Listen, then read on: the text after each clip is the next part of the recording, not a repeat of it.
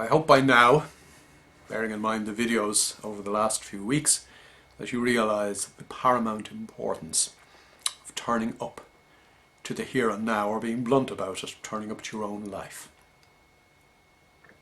The here and the now is so important because it is the only place and time that you can be.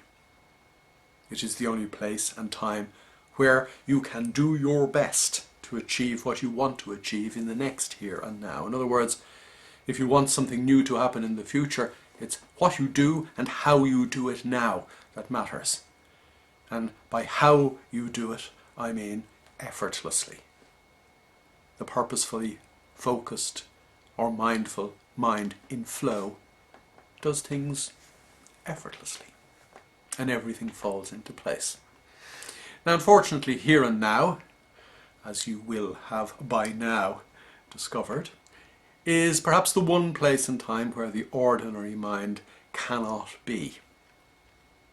It is the way in which our minds evolved over a protracted period of time to ensure that should we be attacked in the here and now, all of our attention would be available for that eventuality. But because our minds developed in that way, the ordinary mind now presents us with a barrier to being effortlessly happy and successful, being effortlessly in flow here and now. It's not an insurmountable barrier, obviously, but it requires that you develop your mindfulness.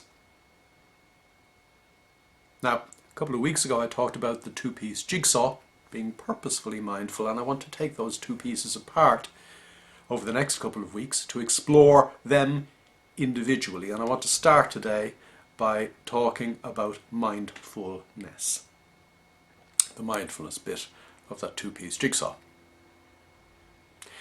We've already explored over the last few weeks pure or raw mindfulness, as I might describe it, simply being present for the purposes of being present. It's a mechanical exercise that enables you to develop your ability to be present when you really, really need it in the cut and thrust of everyday life, and to ensure that you do just what you're doing to get to where you want to go.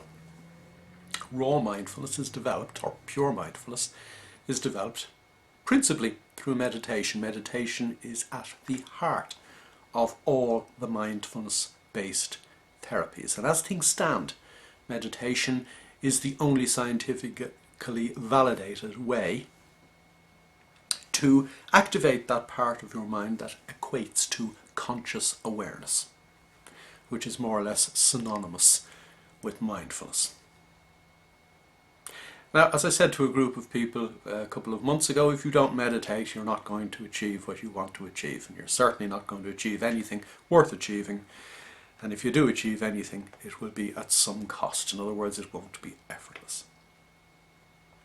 I would encourage you, after watching this video, to spend a few minutes meditating.